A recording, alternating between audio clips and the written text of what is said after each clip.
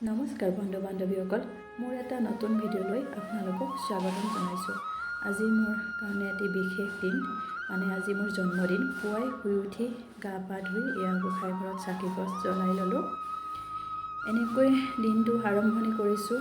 তাৰপাছত চাহকাপ বনাই ল'লোঁ। কালি আনি থোৱা কেইটামান জেলেপি আছিল, তাৰ লগতে চাহকাপ খাব ল'লোঁ। দিনটো আৰম্ভণি এনেকৈ কৰিলোঁ। তাৰপাছত মালপোৱা কেইটামান বনাবৰ কাৰণে ৰেডি কৰি লৈ বনাব লৈছোঁ। কালিয়ে তিয়াই থোৱা ময়দা আৰু আটাৰ লগত মালপোৱা বনাইছোঁ। চাওকচোন কিমান ধুনীয়া হৈছে। আটা আৰু ময়দা তিয়াই থোৱা আছিল কালি।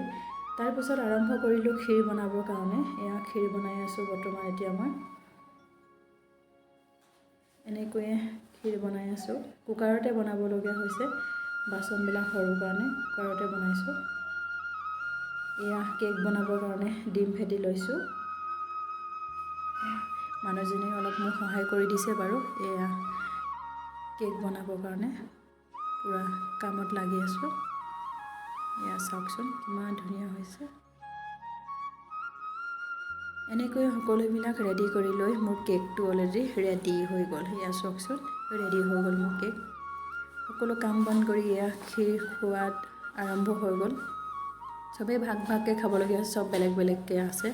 তাৰ পৰা ৰাতিৰ কাৰণে গাহৰি মাংস আলু ভাজি আছে,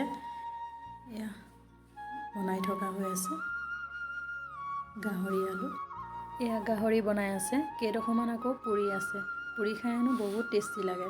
মই কিন্তু নাখাওঁ দেই, এওঁলোকেহে কৈ থকা শুনিছোঁ। চাওকচোন কিমান ধুনীয়াকৈ পুৰি লৈছে। পুৰি আছে, জ্বলিয়ে গৈছে।